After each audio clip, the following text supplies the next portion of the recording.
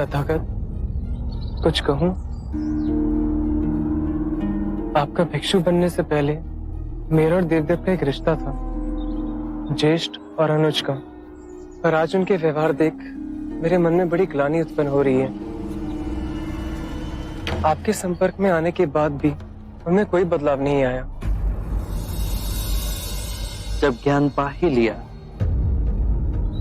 तो सभी क्षमा के योग्य हैं अनंत। आप सबको क्षमा कर सकते हैं, पर देवदत्त बहुत संकीर्ण व्यक्ति था और अब भी है। मुझे भय है कि जब से आपने भिक्षुओं के बीच उनकी निंदा करी, वो आपसे किसी प्रकार का प्रतिशोध अवश्य लेगा और बदला लेने का उसका सिर्फ एक ही मार्ग है, संघ को विभाजित करना, जिससे आपके मन को पीड़ा हो।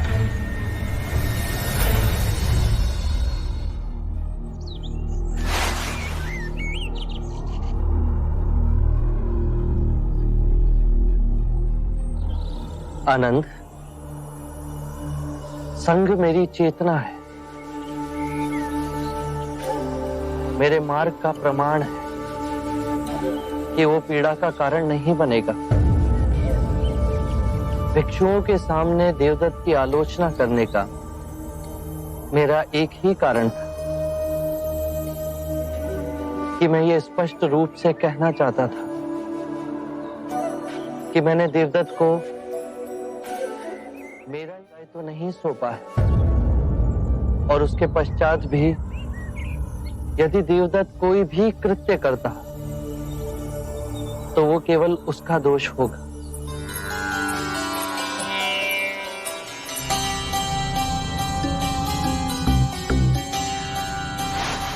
मुझे आपसे कुछ कहना है। वो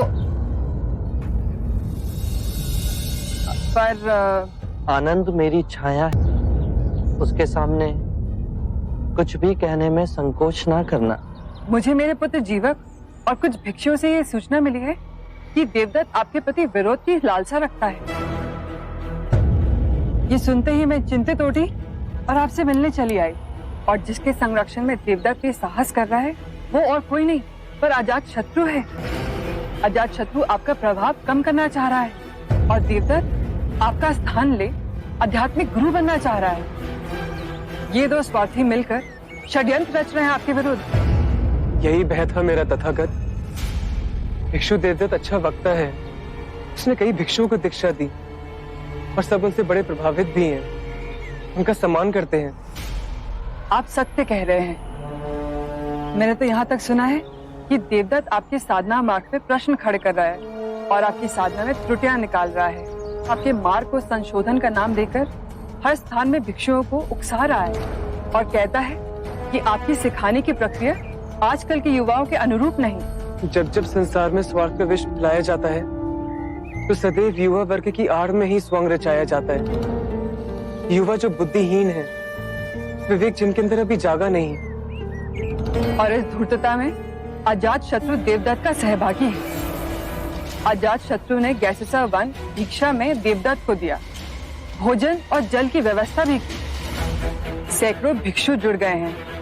वो आपके संग में फूट डालकर एक दूसरा संघ बनाने जा रहे हैं। बुद्ध, आपके उपदेश का समय हो गया है। मैं आज्ञा चाहती हूँ। आपके लिए बहुत चिंतित, बहुत भय हो रहा है। जीवन का रहस्य है भय से मुक्त होना। कल क्या होगा किसी को नहीं पता। मेरा क्या होगा, तुम्हारा क्या होगा, किसी पर भी निर्भर ना होना। जब तुम भय को अस्वीकार करोगी तो तुम्हें पूर्ण मुक्ति मिलेगी।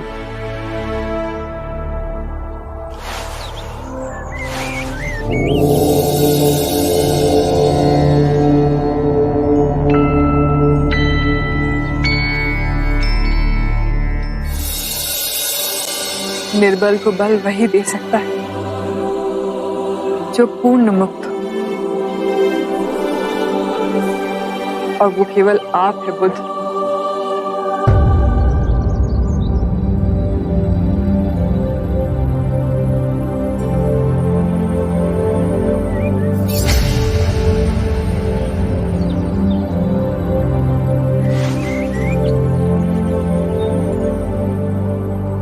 आज राजगृह से बहुत लोग आए हैं, अन्य सभा स्थलों से भिक्षु भी आए हैं। कोई प्रश्न या चिंता आप बुद्ध के समक्ष रखना चाहते हैं?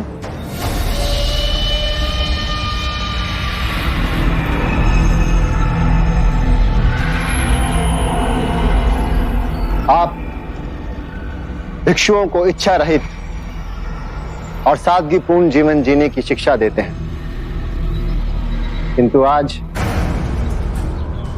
आपके 5 नियमों में मैं कुछ संशोधन करने का प्रस्ताव रखना चाहता हूं, जिससे हम सभी भिक्षुओं के सादगीपूर्ण जीवन की प्रतिबद्धता और दृढ़ हो सके।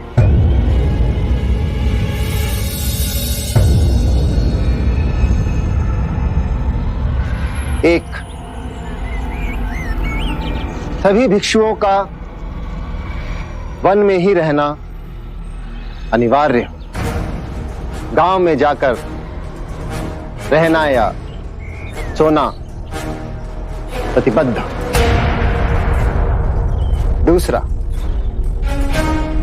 भिक्षा में जो भी मिले भोजन के रूप में भिक्षु केवल उसे ही ग्रहण करे, किसी के घर से भोजन के निमंत्रण को स्वीकार ना करें। तीसरा, भिक्षु फटे पुराने कपड़ों को सीकर केवल उन्हें ही अपने वस्त्र के रूप में ग्रहण करे, किसी के द्वारा भेंट में दिए गए वस्त्र ग्रहण ना करें। चौथा, निद्रा हेतु भिक्षु केवल वृक्ष के नीचे ही सोएं, कुटिया या भवन का उपयोग ना करें। और सबसे अधिक महत्वपूर्ण ये 5वां संशोधन मैं देना चाहता हूं कि सभी भिक्षु केवल शाकाहारी भोजन ही करें। देवदत्त, मैं तुम्हारे नियमों की अनिवार्यता स्वीकार नहीं कर सकता। जो भिक्षु केवल वनों में रहना चाहते हैं उन्हें इसकी अनुमति है, बाकी अन्य ग्रामों और नगरों में रह सकते हैं। जो भिक्षु केवल भिक्षाटन द्वारा भोजन करना चाहते हैं वो उपासकों के निमंत्रण को अस्वीकार कर सकते हैं। अन्य को स्वतंत्रता है कि वो उपासकों के निमंत्रण को स्वीकार कर सकते हैं। जो भिक्षु चीथड़ों को सीकर भिक्षु वस्त्र पहनना चाहते हैं वो इसके लिए स्वतंत्र है, किंतु अन्य जिन्हें उपहार में भिक्षु वस्त्र मिले वो 3 से अधिक ना ले। जो भिक्षु वृक्षों के नीचे सोना चाहते हैं वो ऐसा करने के लिए स्वतंत्र है, किंतु अन्य कक्षों और कुटियाओं में रह सकते हैं। ये उनका अधिकार है देवदत्त। जो भिक्षु शाकाहारी भोजन करना चाहते हैं उन्हें इसकी अनुमति है, किंतु अन्य जो मांसाहारी ग्रहण करना चाहते हैं वो मांसाहारी ग्रहण कर सकते हैं, किंतु उनके भोजन के लिए किसी भी जीव की जीव हत्या नहीं की गई हो। देवदत्त, वर्तमान व्यवस्था के अनुसार भिक्षुओं को जनमानस से संपर्क करने का अवसर मिलता है, उन्हें सद्धर्म मार्ग की शिक्षा प्रसारित करने का अवसर मिलता है। तो आप मेरे संशोधनों में त्रुटियां निकाल रहे हैं। त्रुटियां तो आप निकाल रहे हैं देवदत्त। मैं बुद्ध से बात कर रहा हूं, तो आप मेरे ये संशोधन स्वीकार नहीं करेंगे। देवदत्त, मैं तुम्हारे संशोधन को अस्वीकार करता हूं।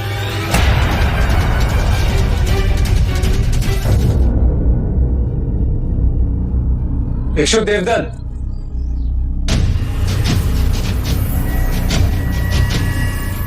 आपको पता भी है आप क्या करें भिक्षु देवदत्त?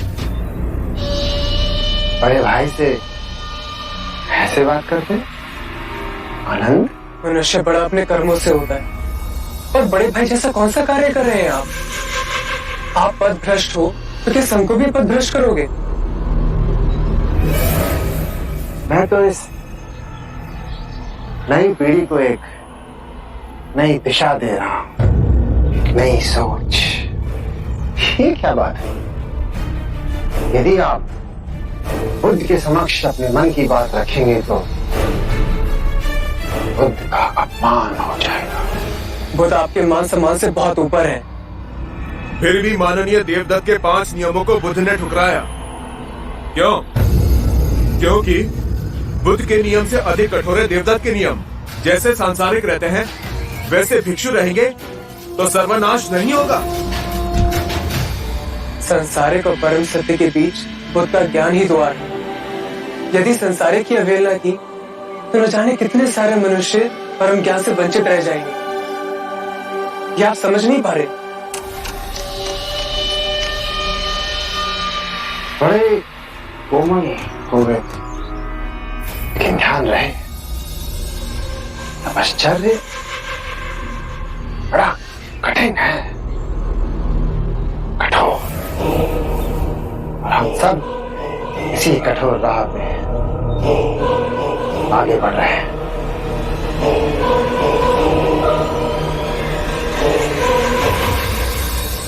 तो देवदत्त ने संघ का विभाजन कर दिया। देवदत्त ने बबूल बोए हैं तो वो फल कहां से पाएगा?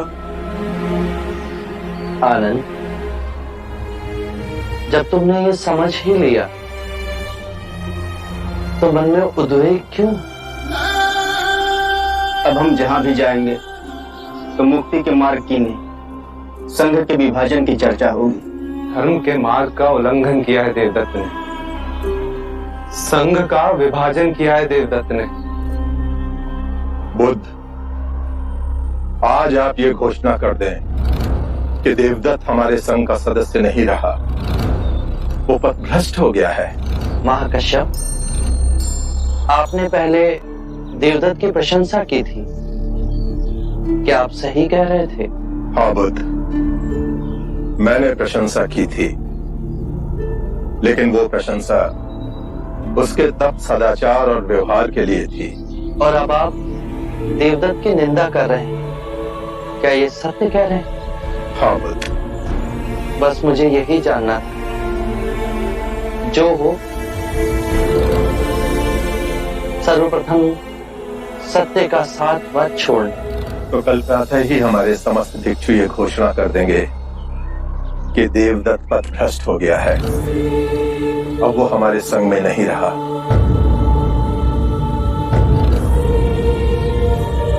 आप दोनों इतने चुप क्यों हैं? आप और सरिपुत्ता कुछ कहते क्यों नहीं?